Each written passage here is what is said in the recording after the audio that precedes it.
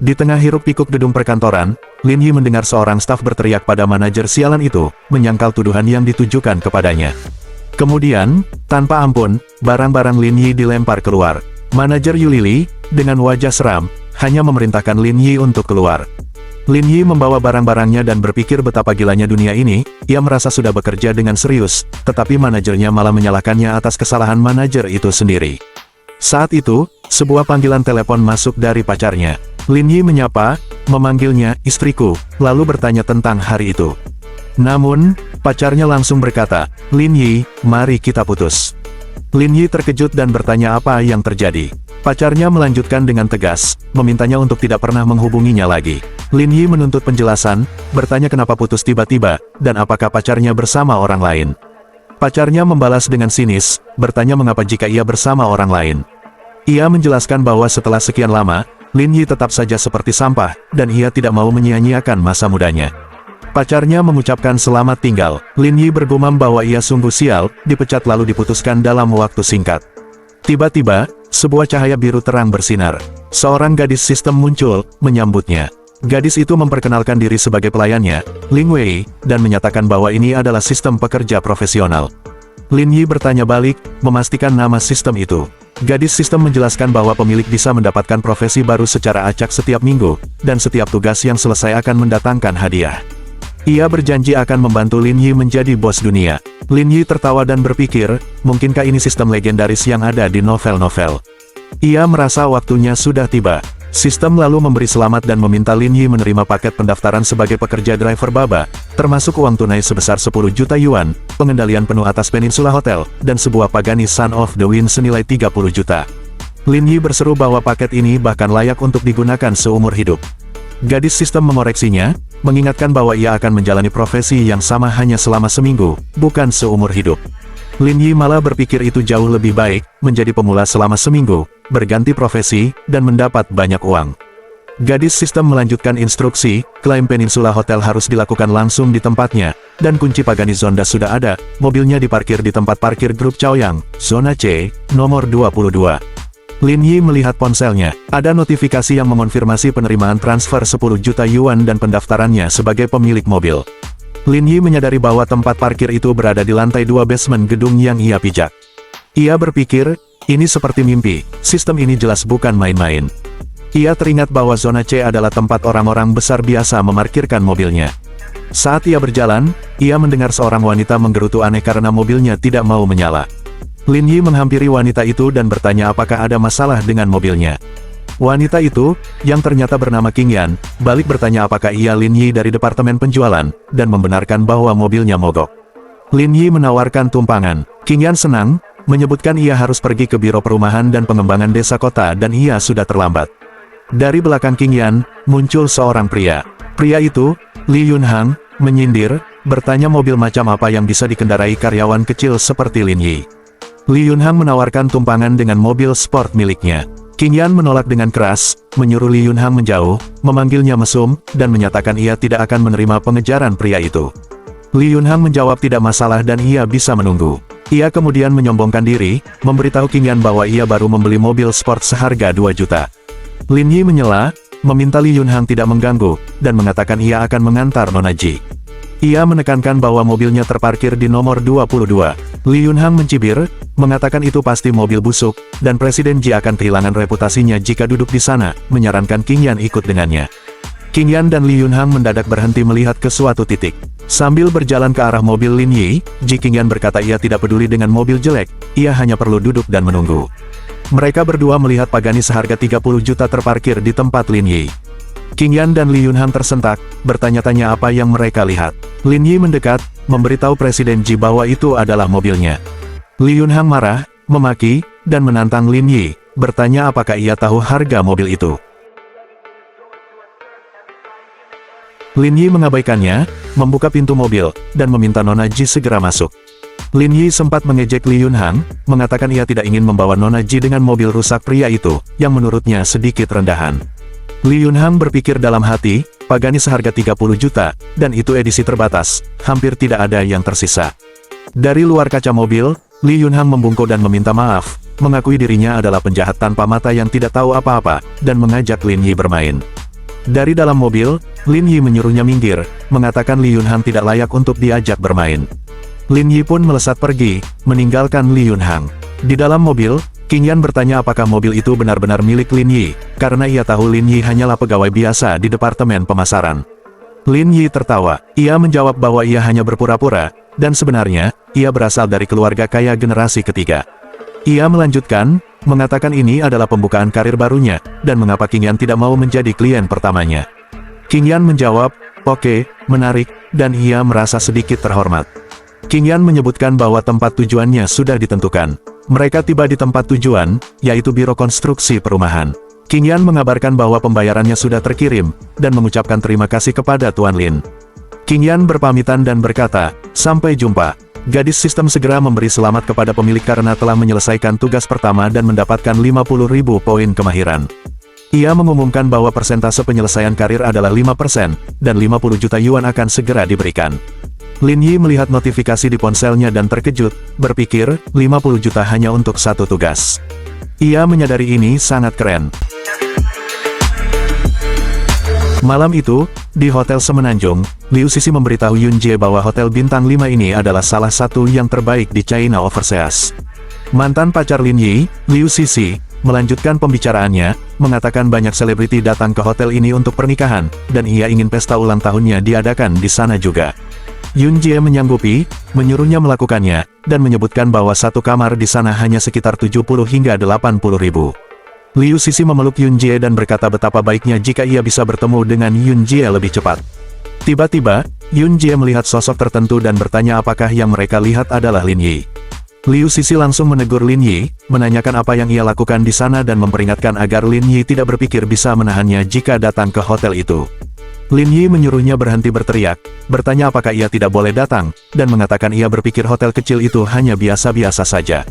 Yun Jie, sedikit kesal, mempertanyakan sebutan hotel kecil itu, mengingatkan bahwa itu adalah hotel bintang 5 dan Lin Yi tidak akan bisa masuk dengan identitasnya. Liu Sisi kemudian berteriak memanggil penjaga untuk mengusir pengemis itu. Para staf hotel berdatangan. Yun Jie tertawa, mengatakan Lin Yi akan diusir jika tidak segera pergi. Namun, para staf itu justru membungkuk hormat dan menyapa Lin Yi sebagai Presiden Lin, menyatakan terkejut melihatnya di sana. Liu Sisi dan Yun Jie terkejut dan berseru kaget. Liu Sisi merasa sangat terkejut dan bertanya-tanya bagaimana mungkin Lin Yi, yang menghancurkan penjualan, bisa menjadi pemilik The Peninsula Hotel. Salah satu staf hotel menyarankan agar Presiden Lin pergi ke ruang pertemuan terlebih dahulu karena mereka harus melaporkan pekerjaan mereka. Lin Yi setuju dan berkata oke, ayo pergi. Liu Sisi merasa kesal dan berpikir, apa yang sedang terjadi, apakah ia melewatkan generasi kedua yang kaya raya. Di ruang rapat, manajer uang membawa banyak berkas dan memberikannya kepada Tuan Lin, mengatakan itu adalah laporan keuangan yang bisa ia lihat. Lin Yi melihat tumpukan berkas itu dan berkata bahwa ia tidak perlu membacanya. Ia menyuruh mereka terus bekerja seperti sebelumnya karena ia mempercayai mereka. Terdengar ketukan di pintu, dan Lin Yi menyuruh masuk. Seorang staf wanita berlari masuk, memberitahu manajer uang bahwa tamu ruang 1704 ingin mengeluh dan mereka tidak bisa menghentikannya. Manajer uang bertanya mengapa tamu itu mengeluh. Staf wanita itu menjelaskan bahwa tamu tersebut mengajukan aplikasi untuk layanan sewa mobil kemarin, tetapi Mercedes-Benz yang ingin ia sewa telah dipinjam oleh pengguna VIP, dan karena tamu itu tidak mau menerima mobil pengganti, ia terus mengeluh kepada mereka. Lin Yi menyuruh mereka melanjutkan melihat laporan keuangan, dan ia sendiri yang akan menemui tamu itu. Manajer uang dan staf wanita itu membungkuk hormat. Lin Yi mengetuk pintu kamar 1704. Lin Yi memperkenalkan diri sebagai penanggung jawab hotel dan berjanji akan mengurus urusannya dengan baik untuk memastikan kepuasan tamu. Tamu kamar 1704, Gu Jingsu, berpikir dalam hati bahwa adik laki-laki ini terlalu tampan. Gu Jingsu berkata itu bukan masalah besar, ia hanya perlu diaturkan mobil lain. Lin Yi kemudian menawarkan diri untuk menyewakan Pagani miliknya kepada wanita cantik itu, jika ia tidak keberatan. Gu Jingsu kaget. Ia berkata tidak mampu menyewanya dan menjelaskan bahwa supercar tidak sama dengan mobil lain, sehingga ia belum bisa mengendarainya. Sambil memperlihatkan kunci mobil, Lin Yi menawarkan diri untuk mengantar Gu Jingsu kemanapun ia pergi. Gu Jingsu merasa malu, tetapi karena sedang terburu-buru, ia meminta Lin Yi menunggu sebentar agar ia bisa berganti pakaian sebelum mereka berangkat.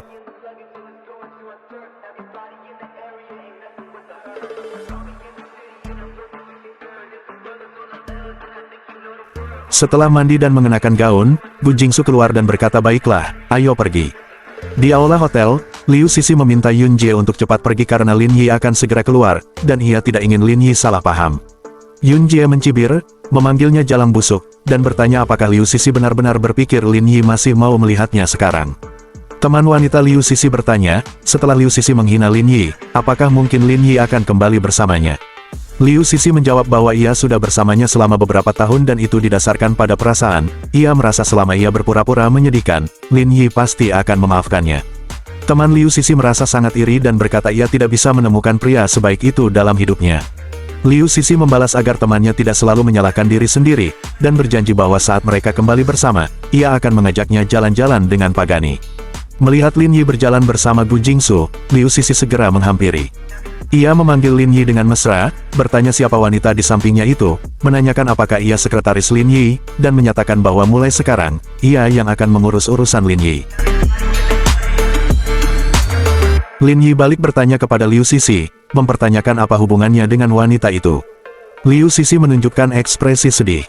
Ia bertanya apakah Lin Yi tidak mencintainya setelah bertahun-tahun, dan mempertanyakan saat-saat kebersamaan mereka.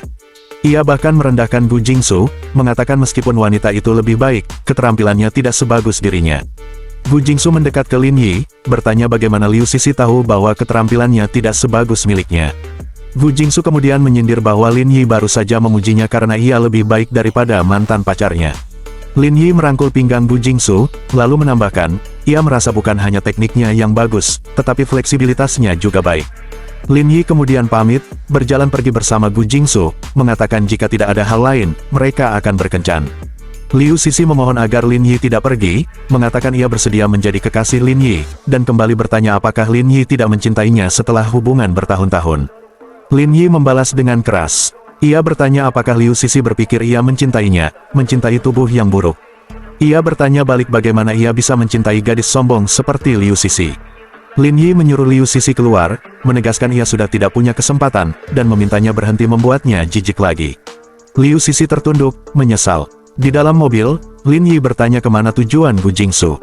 Gu Jingsu menjawab tujuannya adalah Splendid Hotel, tempat teman sekelasnya mengadakan pernikahan. Ia merasa benar-benar menyusahkan Lin Yi. Lin Yi membalasnya dengan santai, mengatakan sama-sama, karena Gu Jingsu baru saja membantunya juga. Scene berpindah di Splendid Hotel. 3 teman Gu Jingsu sedang menunggu di depan. Salah satunya bertanya-tanya mengapa Jingsu belum tiba. Teman lain menyebutkan bahwa Jingsu sekarang berbeda. Beberapa hari lalu ia berkata pacarnya membelikannya Mercedes-Benz.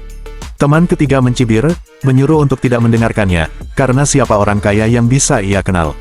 Ia menyombongkan diri bahwa beberapa pacar mereka adalah generasi kedua yang kaya, tetapi tidak ada pria yang mengajaknya berpartisipasi saat mereka diajak bermain. Teman itu menyimpulkan Gu Jingsu pasti iri, cemburu, dan menyombongkan diri. Tiba-tiba, mobil sport Pagani datang dan berhenti di depan mereka. Gu Jingsu keluar dari mobil itu. Teman-temannya terkejut, berseru bahwa Jingsu benar-benar punya pacar dengan Pagani, itu sungguh luar biasa. Sebelum menghampiri teman-temannya, Gu Jingsu berbalik ke Lin Yi, mengatakan ia sudah membantunya sekali, jadi sekarang Lin Yi harus membantunya juga. Lin Yi hanya terdiam. Lin Yi kemudian berteriak, memanggilnya, sayang, dan menyuruhnya bersenang-senang hari ini. Lin Yi tiba di kosannya.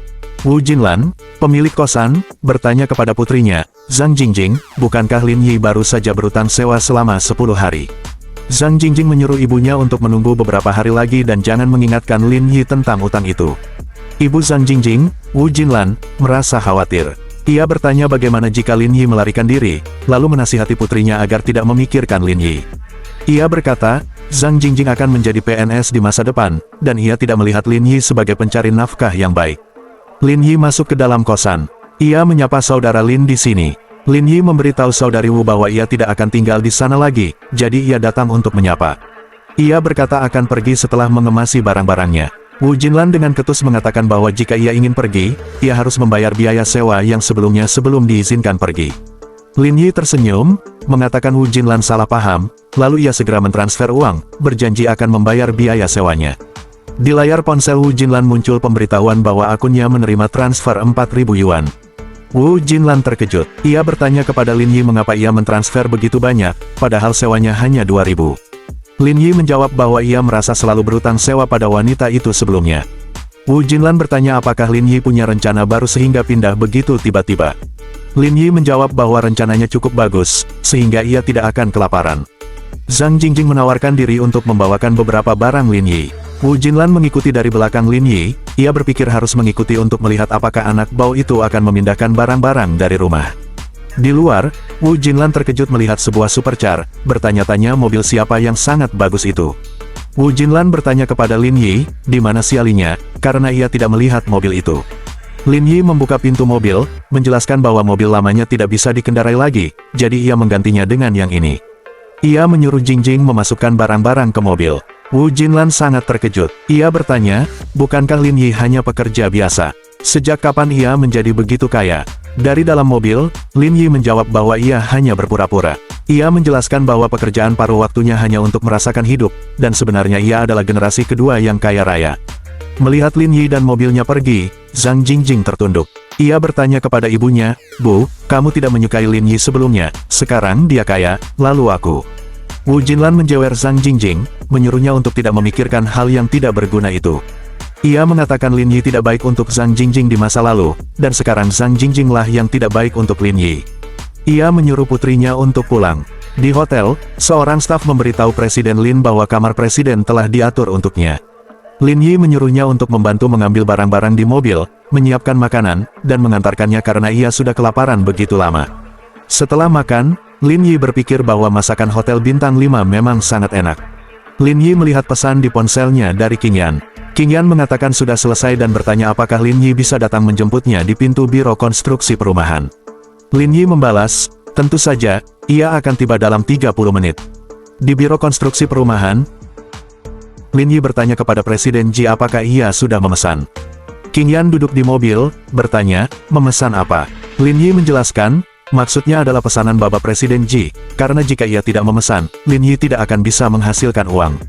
Qing Yan tertawa dan berkata baiklah, ia akan memesan sekarang.